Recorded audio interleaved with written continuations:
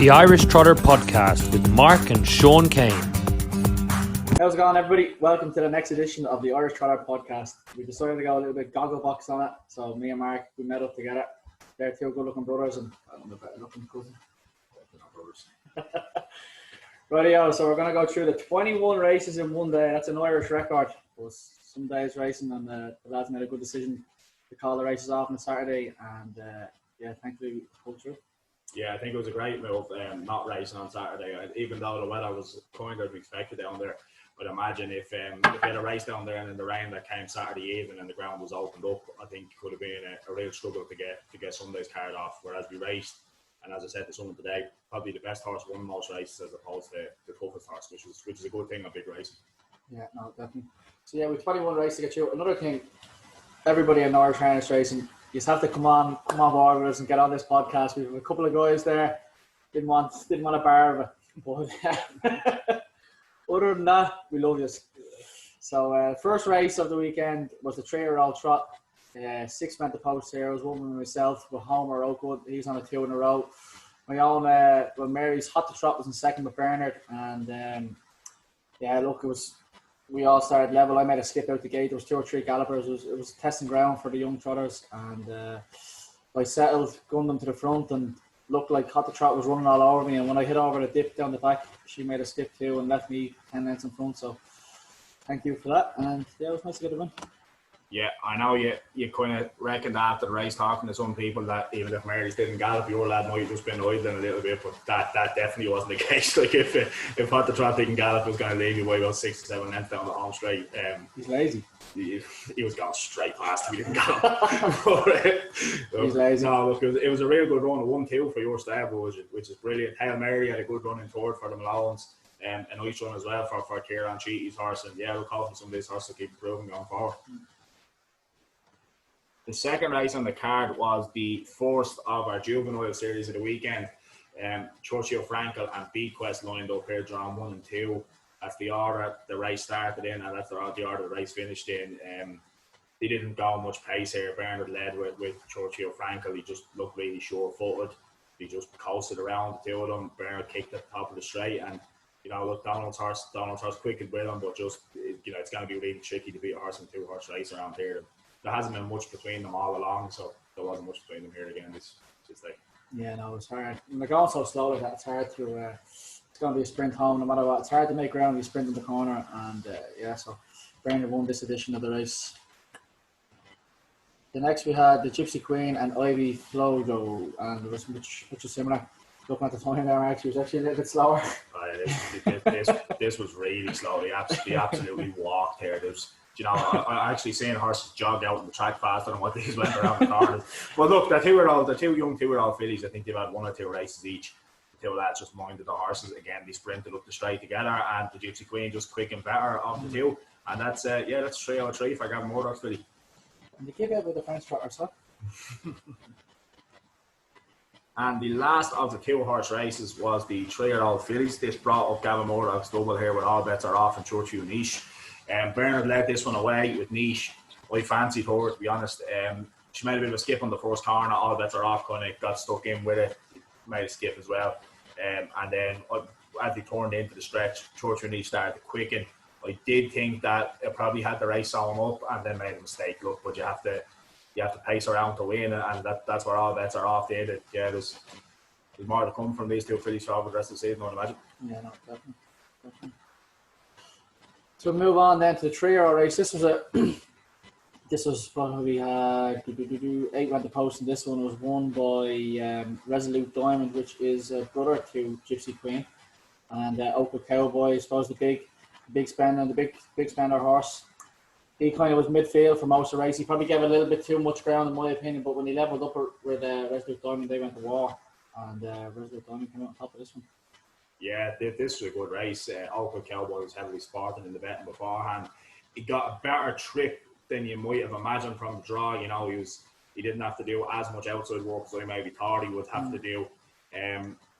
He was close enough if he was good enough at the top of the straight. Resolute Diamond was just a tougher horse. I draw Resolute Diamond's brother Panda Diamond for a couple of years, and when he was good, he was a very, very tough horse too. And look, he's just you always said that Timmy Leary's sort of a specialist around these grass fields, and he proved it again here. Yeah, that's for sure. Yeah. Open Cowboy, I suppose he looked a lot more easier to handle too. So he seems to be learning a bit going forward. Yeah, looked really manageable. So we'll see him back on the track shortly. The next race was the fourth heat of the Red John Pace. This is a really nice race. You know, there was two previous Red John Memorial winners lined up here. You had Ridge Panache Fairdays Westland, Newtown Rock, Ridge Rival, Benny Camden, Barstown Courage, Pan Am Drip, and Pan Am Colt. This was won by Ridge Rival with a catch score for John Richardson. Benny Camden did have a rough trip here, but look, Rival looked really impressive. Kicked off the top 10 for John, put a couple of lengths in him straight away, and that was kind of the race over and done with. Ridge Panache ran well for third. Newtown Rock galloped at the start and then tried to make a move early and galloped again. Alan Wallace pulled him up. Barstown Courage ran well, finished fourth for Jamie Hurley, but now the Rival was really impressive here. But at the same time, Down qualified Benny for the final, which is all he would have been able to do in this heat. Yeah, no, exactly. Yeah, no, it was a good race to watch too. And John, the lads, they went for the experienced man, so John got him around and you repaid them with the kindness of a win. Yeah. Right, so next race we move on to was the first of the Maven Trot. So we had 8 on the post here as well: Ban Louis Pargion, Valanzana, Crazy Boy Noche, Biliano, Emperor Suravan, Besme Mucho, Corio Flingy, and Solando de Camp. Won by Ban Louis Pargion, who was probably a bit of a headache for the Gilligan stables there for a while, but he's got back on form there and he won this race very good. Valanzana back in 4. Second here was Emperor Suran, who ran an absolutely smashing race and looked to me like a winner coming out of the dip. Besme Mucho ran home for 3rd. Corio Flingy didn't really show too much there, and Solando the top made an uncharacteristic gallop, which cost him his chance of qualifying for the top grade in the Maiden. Yeah, Buster's horse was really good here behind Louis Pasquani. He looked tough. It was a good run by Dennis in second, who I think suffered a bit of an injury afterwards. So look, we hope he can make a full recovery because he looks like a really nice horse going forward.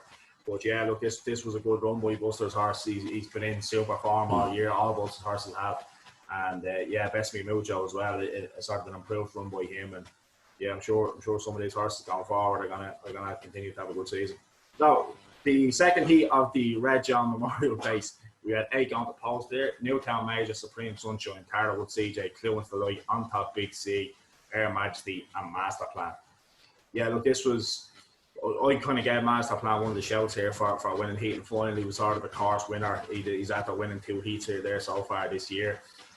He got a nice run with Patrick. He had to do plenty of outside work, but got a good toe into the race too. Cluance the Light ran really well for John Richardson. Newtown Major was a breaker away from the starting gate and really finished with a flourish there. On Top Big C wasn't his best run. Yeah, look, Cluance the Light was a bit of an eye catcher in this. Master Plan won well, and that's 3 Red John Memorial heats in a row, 3 years in a row after winning there. So that was good training by Lawrence Stewart. Yeah, no, it was a good race to watch. Yeah, I think Mark had just about covered every inch of that race there. I don't think there's a whole lot left for me to say. Only skip ahead. Only say well done to Lawrence there. It's great to see him getting a win 3 years in a row. It's impressive, very impressive. Yeah.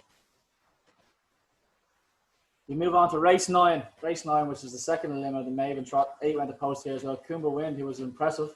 Alva Halan, Beach the Bellaway, De Helen and Messara, Bingo the Con for Calvin and myself, Binu de Bay Brown for John Richardson, Abraham and Dollar Vert didn't really like to go on there at all. He skipped away a little bit after his impressive run. Beach the Bellaway led this race away and slowed it up a little bit. I took him on, set parked, made it a little bit sharp, turning for the bell. I ended out in front. Patrick Hill chased me. Alba Halan, she just grows a leg when she gets onto this grass, and the wet conditions here really suited her. I remember looking down the back straight and I just seen her eye come on, and she was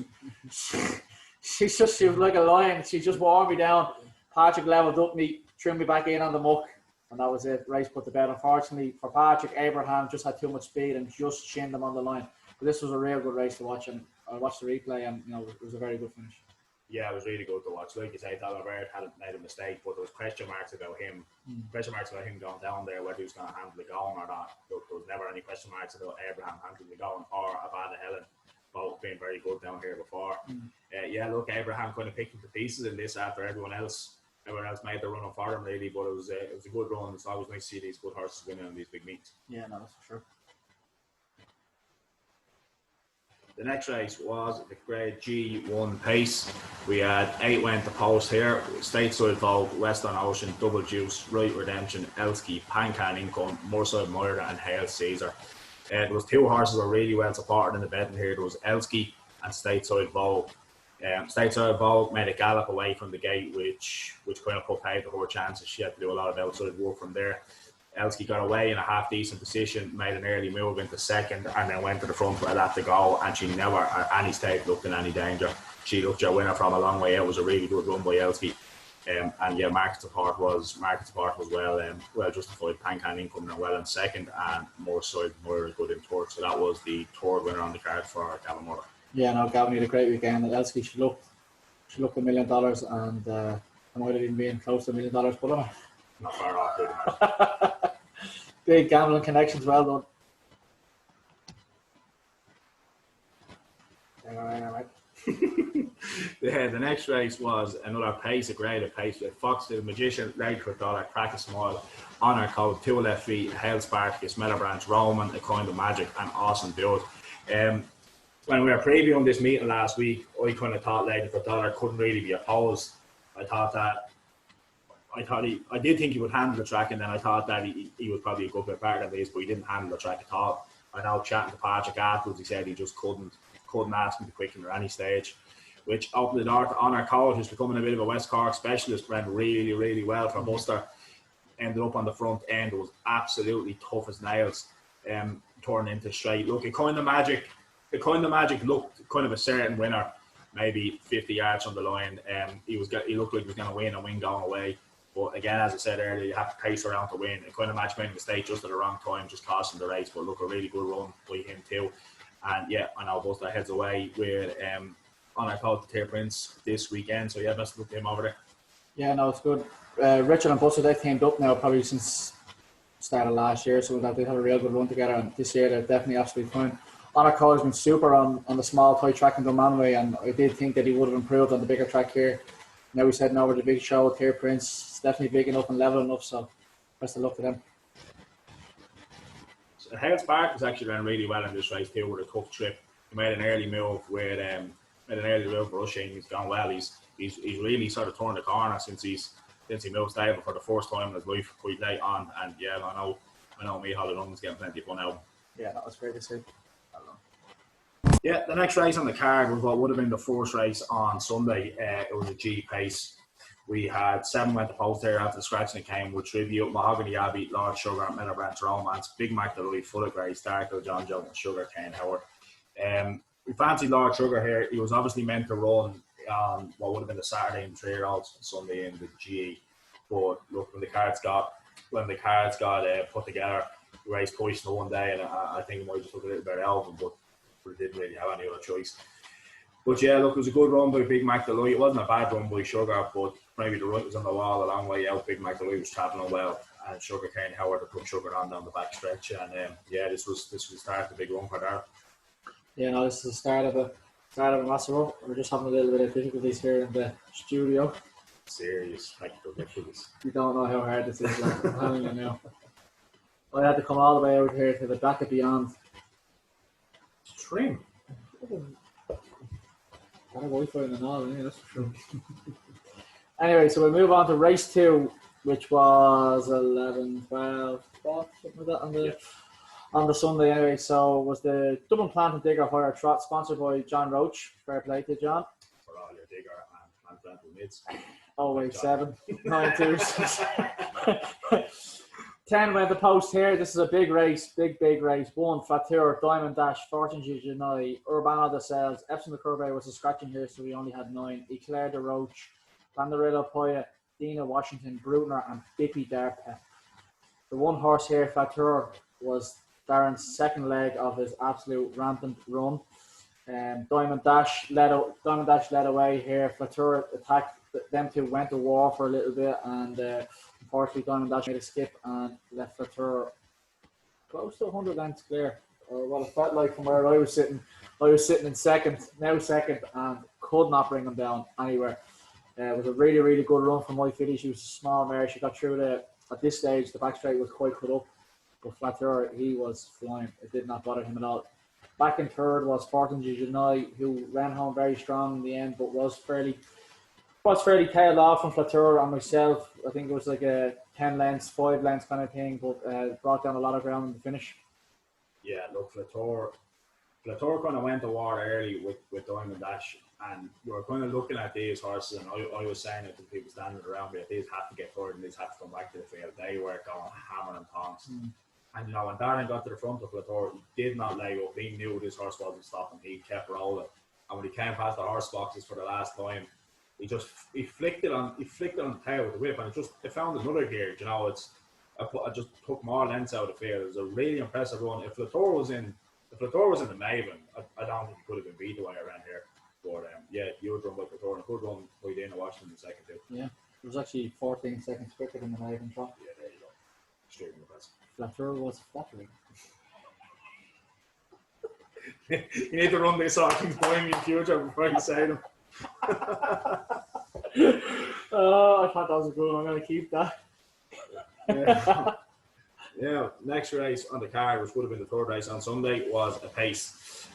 We had 8 went to post here, or 7 went to post after the scratching of Ivy Notorious. So we had Ivy Warrior, Meadow Branch Duke, JB, Spring Hill Miss Kate, Spring Hill Bisco, Ivy Felicity, and Indy Hanover. Spring Hill Miss Kate was really, really strongly spotted in the betting here. It was kind of backed like defeat was impossible. Indy Hanover made an early race move and got to the front for Alan Walsh Jr. A really good drive. And again, it was an aggressive drive. He took lengths out of the field, was making them work from early doors. Really looked the part, Indy did. And, he was a winner here last year with Martin Loughran, so he's probably really well in off his grade this year. And once he got there front, he never really looked in any doubt, to be honest. Ivy Warrior was the horse staying on. I would have packed for second. And Sprinkle Biscuit, 14 years old. What a cracking horse he is. Stay on for tour. Yeah, no, I think I remember tipping Ivy Warrior there and copping an awful lot of abuse for that. Well, it wasn't miles away. Did you predict the rain? Yes. Or so my phone told me all week it was going to rain. I wasn't looking at the forecast. No, but well done. Indy Hanover. It was a similar kind of approach from last year, and yeah, she seems absolutely love it. Yeah. So then we move on to the second edition of the F Trot, and we had 8 went to post here: Epsom Dio, Belcangina, Fegurus Aaron for myself, El Tajar, Devilment Absolute, Bella d'Espana, Eva Darpet, and Electro. And yourself, Mark, your horse made a gallop early on. I was out from the first turn. El Tajar was out from the first turn, settled fairly soon. Devon Absolute has been absolutely flying on the grass, but didn't just quite get through it today for young Dan. Bella d'Espana was whacking away, and Eva Darpet, first time runner for Alan Wallace Jr. and the lads Derek Jennings. They just purchased this one from the Quill stable. So big congratulations to them for winning, and that was a double for Alan. Quick fire double, fair play to him. Yeah. Eva Darpet looked really good. Elliot Hawke was well supported again. Another one for Gavin Moore about supporting the betting. But look, they were never at any stage going to get to Eva Darpet. Once he pressed the button and got to the front, he just looked really impressive. Yeah, fair play. That stepped up to the plate. And again, I said this about Quills when Oakwood Cowboy won, fair play, because they've obviously put a really good grounding in this horse. And yeah, I'm sure it can be a nice horse for the lads. Yeah, no, definitely. Now, the next race on the card, we had the Maven Trot final. 7 went to post after Emperor Superan had to withdraw. We had Bingo de Con, Bian Nui, Perscon, Abraham, Valenzana, Kumboya win, Bessany Mucho, and Abad Helen. I know you would hope to lead away here, Sean, from talking to you before the race with Bingo, but Abraham was very quick to the front. When he got to the front, they rolled really steadily, really steadily. They walked in this race. And Patrick Hill was an early mover with Abad Helen. There was gaps there. He wasn't going to take them. You were going that sort of speed. When you're going that slow, you may as well be on the outside as to the inside. It's not going to make a whole lot of difference. And yeah, in the end, he wore away at Abraham down the back stretch when they started rolling, and she just put her head down, and she's absolutely dogged down there. And look, it's a huge well done to Patrick Hill. He's a good friend of ours, Sean, and he was Red John's best friend for years growing up, well, for all their lives. And I know that winning a big race means a lot to everyone, but winning that race for Patrick Hill is I'm sure it's made his year. Yeah, and Patrick's a first 2-time champion as well, I think, is he? Yeah, that's right. Yeah. First two-time champion, yeah. Fair play to Patrick. Yeah, as you say, like I would have loved the lead, but to fair to Bingo, he didn't really get out of ground too much, and then I got away in second behind Abraham, and yeah, I would have loved that first over trip that Patrick got myself, but I would have looked like a fair Egypt pulling out straight away. Yeah. But look, it didn't go in my favour, but I was absolutely delighted for Patrick to win the race, and fair play to him.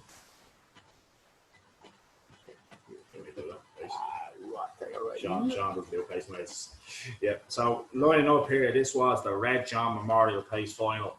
We had 8 going to post. Air Majesty, Ridge Panache last year's winner, Clewins Deloitte, Ridge Rival, Benny Camden last year's low grade winner, Master Plan, multiple heat winner, Newtown Major, and Porterstown Tourist. Just what a cracking race this lined up to be. Ridge Rival ended up taking them away here with John.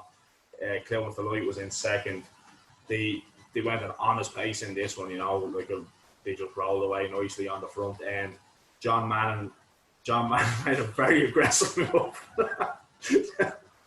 He made a very aggressive move with a lap to go, and then made a very aggressive move on the bend with just less than a lap to go. He got in quite tight with Rival. He definitely obstructed him a little bit, and Rival lost ground. But it was a smashing run by Clewins Deloitte, to be fair to him. Really good run for John Manning. Rival, I thought, was super impressive. He's had no luck, this horse, over the years. He's either bumped into a really good horse on a really good day, or he's had bad luck in running. But the lads do a great job of having him right for the day that you want him for. But the same really applies to the winner, Benny Camden. I know Toig and Dolan, they've trained this horse for this race from word go, and everything they've done this year has been in the lead up to this race. They produced him on the day absolutely perfectly. They couldn't have had him any better. Donald drove him cool. Yeah, look, it was a great race to watch. 2 great horses battled out to finish. Benny Camden came out on top. I'm delighted for Wayne. I'm delighted for Donald. I'm delighted for Toig. Yeah, look, it was a well-deserved winner. Yeah, no, that's for sure, Marco. There was, I suppose you could say, a little bit of controversy in this one, all right.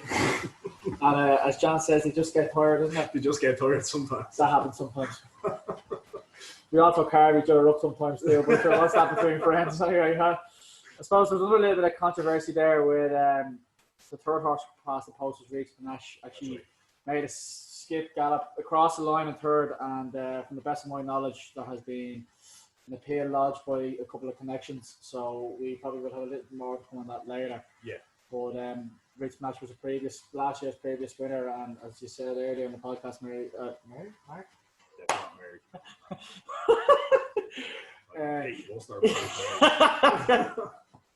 As you said earlier, Mark, it's all about patience, isn't it? And unfortunately, there's a query on that one anyway. Yeah, so we probably have a little bit more. But yeah, Benny Camden was super here, very cool, driven by Dolan, and another firm that had him right on the day. Yeah, really good at that. And I suppose they won the low grade last year in the old edition of the race, and with this new edition now, they got in top 16 and bang, really are there. He's your second back-to-back. Well, I think he's actually our first back-to-back winner, isn't he? Of RJM, a final, let's say. Yeah, well, low grade, high grade, but now it's. Abad ahead of him was kind of had a gap in between years. Yeah, he's our first 2-timer. Yeah, very good. Next race, the pace. So Sean's going to hand that straight over to me. So yeah, there you go. The post there, Just a Promise, Spring Hill Doyle, Mahogany Dreamer, Angelica, Art at the Beach, Ernie's Umpire, American Rebel, Lady for Book. Yeah, look, there's some sort of proven car courses in here like Spring Hill Doyle, Just a Promise, but the big horse on the day looked to be Lady for Book. I thought him up last week. He looked like a really nice horse in his win on Port Marnock. I know he is earmarked to go away at the end of the year. I don't imagine the track would have just played to his strengths. But look, he's another horse who got a relatively good trip for Gavin off a bad draw. But again, Timmy on American Rebel was just so tough. John Shannon's horses did something they've been known for years. They are tough as nails. And he just wasn't off her pass. And I think he could have went another lap and he still would have stayed on front. I'm delighted for John Shannon. I'm delighted for Dennis Shannon, the owner. And yeah, look, Timmy's a specialist around these tracks, and yeah, came out on top here again.